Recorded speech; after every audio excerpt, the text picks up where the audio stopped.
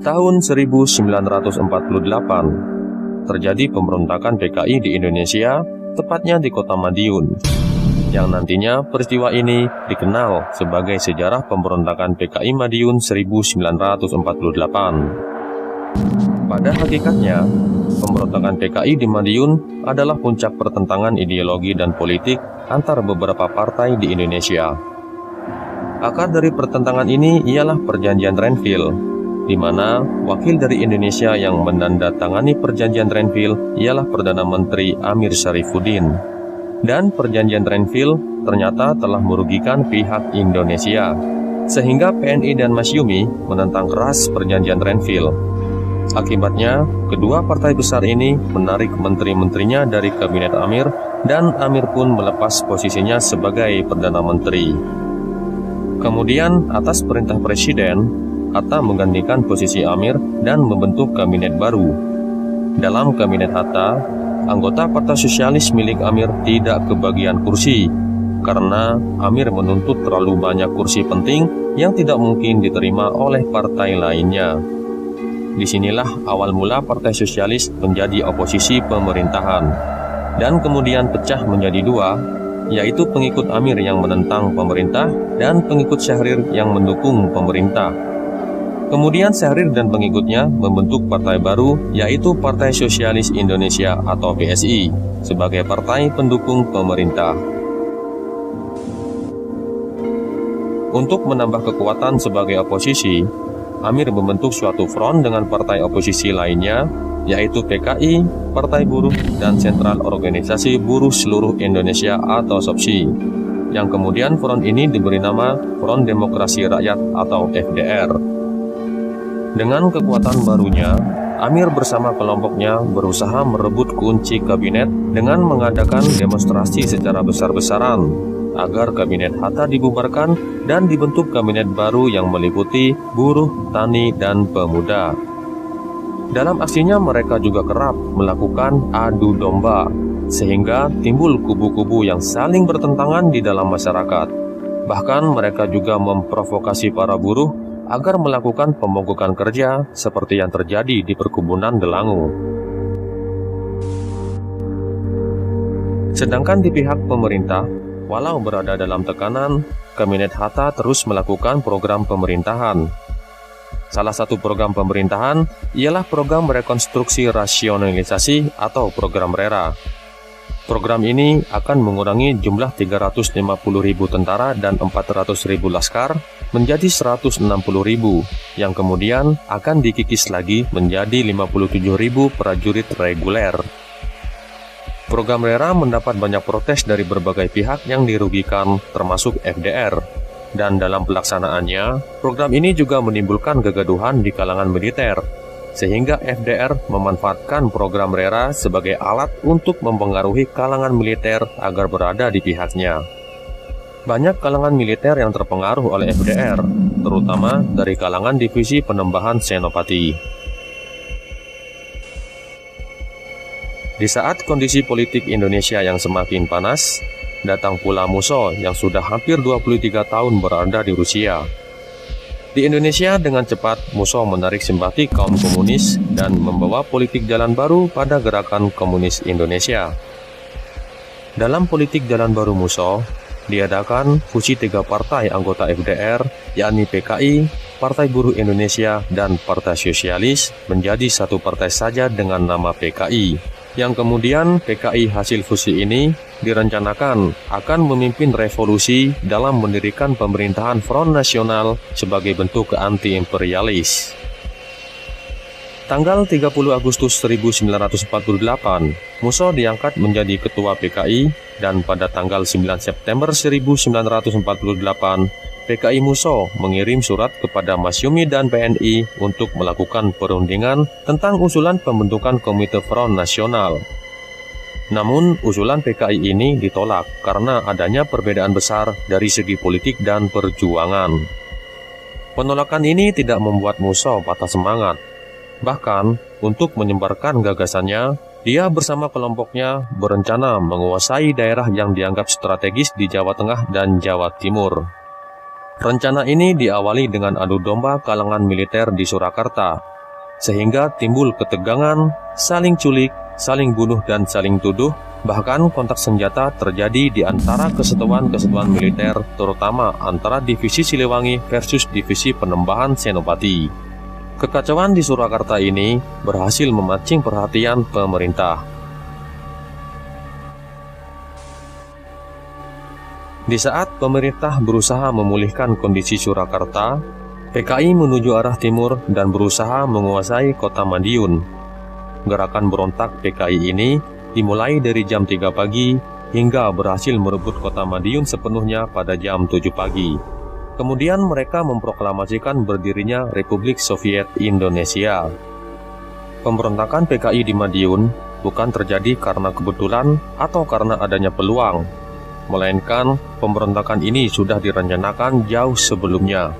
Seperti aksi demo besar-besaran, pemogokan buruh, serta perseteruan militer di Surakarta merupakan suatu rangkaian gerakan awal PKI sebelum melakukan pemberontakan di Madiun.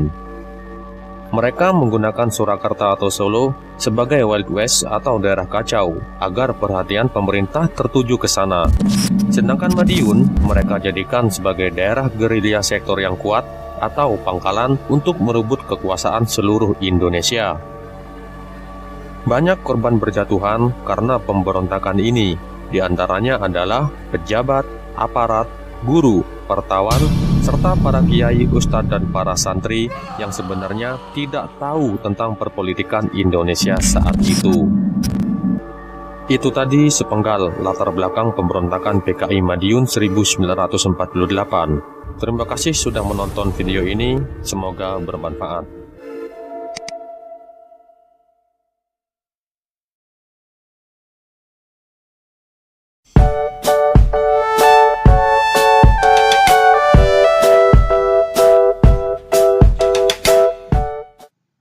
DI-TII di Jawa Barat. Awal pemberontakan. Cikal bakal pemberontakan DI-TII yang meluas di beberapa wilayah Indonesia bermula dari sebuah gerakan di Jawa Barat yang dipimpin oleh Sekar Marijan Kartosuwiryo. Alasan pemberontakan.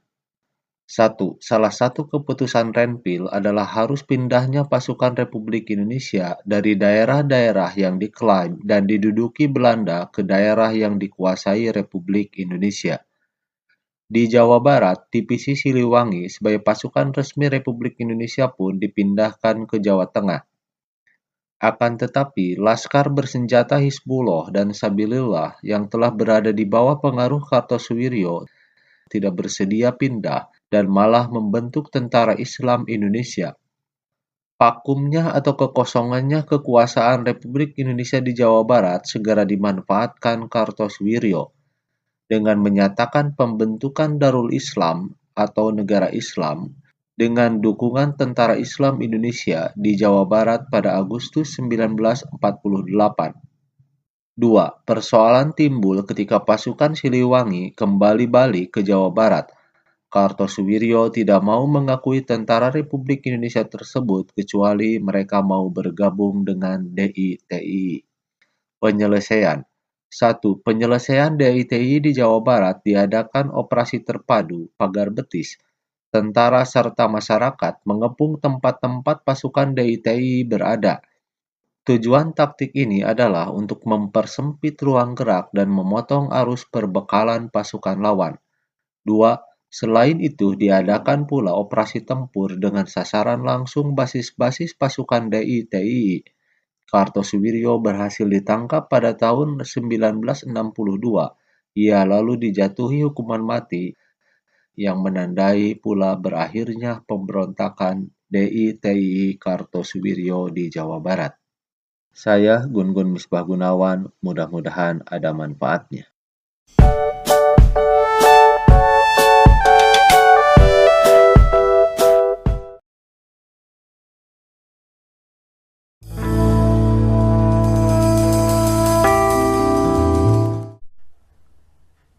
Assalamualaikum warahmatullahi wabarakatuh. Pemberontakan DI-TII di Aceh, gangguan keamanan pada awal kemerdekaan.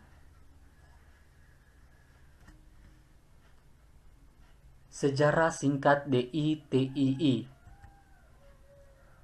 Negara Islam Indonesia atau NII pertama kali terbentuk di daerah Tasikmalaya oleh Kartosuwirjo pada 7 Agustus 1949. NII memiliki gerakan yang dinamakan Darul Islam atau DI, sedangkan tentaranya disebut Tentara Islam atau TII. Kartosuwirjo mendirikan NII bukan untuk melakukan pemberontakan atau menyebabkan terjadinya disintegrasi nasional. NII berdiri karena pada tahun 1948 Indonesia terikat dengan Perjanjian Renville yang membuat Jawa Barat masuk ke dalam wilayah bagian Belanda. Kesepakatan itu menimbulkan kekecewaan rakyat terhadap pemerintah yang disusul dengan pemberontakan di beberapa daerah. Pemberontakan DITII berawal dari kekecewaan rakyat terhadap pemerintahan dan bertujuan untuk mendirikan negara Islam. Pendirian organisasi ini menjadi wadah umat muslim Indonesia untuk menyampaikan aspirasi mereka. Sejarah pemberontakan DITII terjadi di beberapa tempat seperti Aceh, Jawa Barat, Jawa Tengah, Sulawesi Tengah, dan Kalimantan.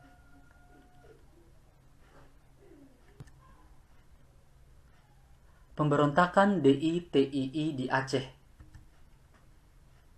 Pemberontakan DITII juga terjadi di Aceh pasca kemerdekaan Republik Indonesia. Gerakan DITII di Tanah Rencong pada tahun 1953 sampai 1962 dimotori oleh Teungku Daud Beuriweh, sosok ulama yang pernah menjabat sebagai gubernur Aceh. Ia resmi menjabat gubernur Aceh sebagai bagian dari Republik Indonesia Serikat atau RIS. RIS merupakan konsep kenegaraan yang diputuskan melalui Konferensi Meja Bundar atau KMB yang berujung pada pengakuan kedaulatan dari Belanda kepada Indonesia pada akhir tahun 1949. Beberapa bulan setelah itu, RIS diubah menjadi Negara Kesatuan Republik Indonesia atau NKRI pada Mei 1950. NKRI menaungi 10 provinsi berdasarkan Peraturan Pemerintah Nomor 21 tahun 1950. Perubahan ini berimbas kepada Provinsi Aceh yang akan dileburkan menjadi Provinsi Sumatera Utara. Atas dasar itulah sejumlah perwakilan dikirim ke Aceh. Mereka adalah Muhammad Hatta, Wakil Presiden, Muhammad Natsir, Perdana Menteri, dan lain-lain. Tetapi Daud Beuriweh dan beberapa ulama Aceh tidak sepakat dengan rencana peleburan itu. Identitas Aceh sebagai negara Islam tidak bisa disatukan dengan bagian yang tidak sealiran.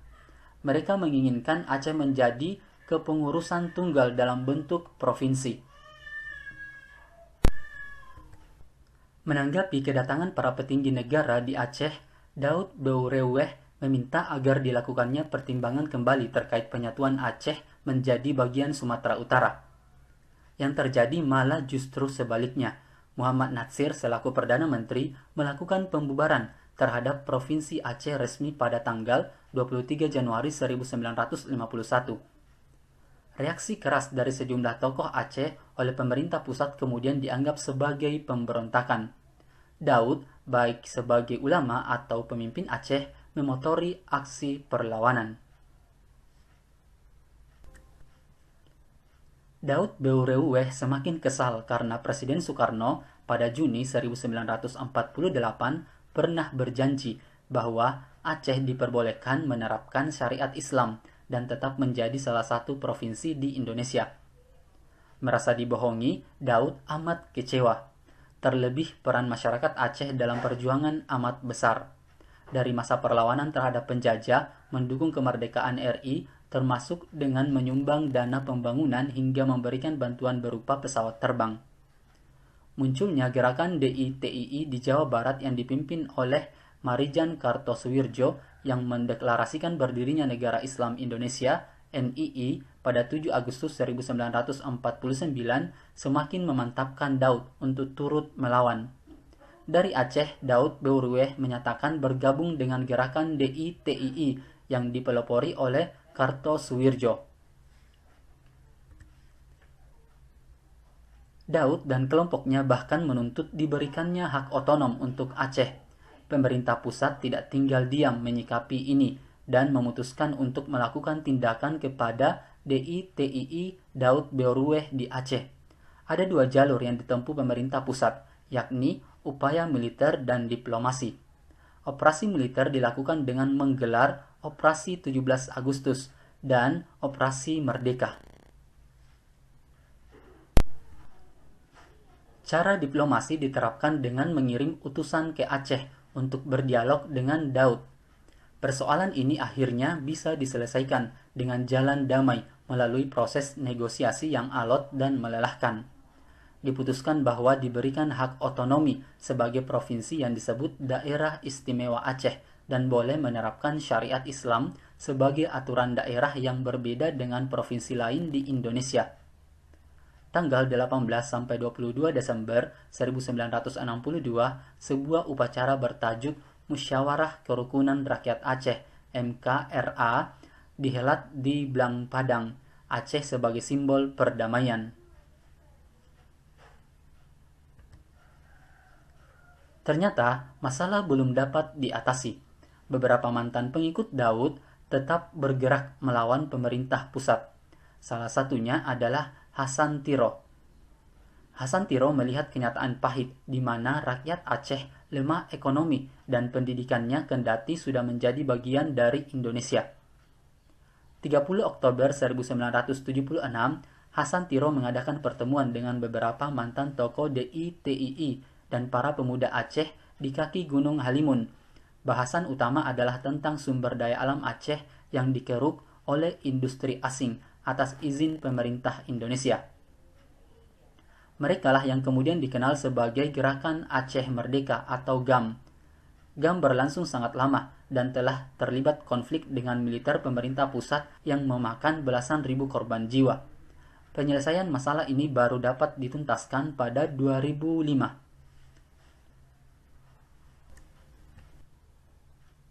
Oke, cukup sekian pembahasannya. Terima kasih. Assalamualaikum warahmatullahi wabarakatuh.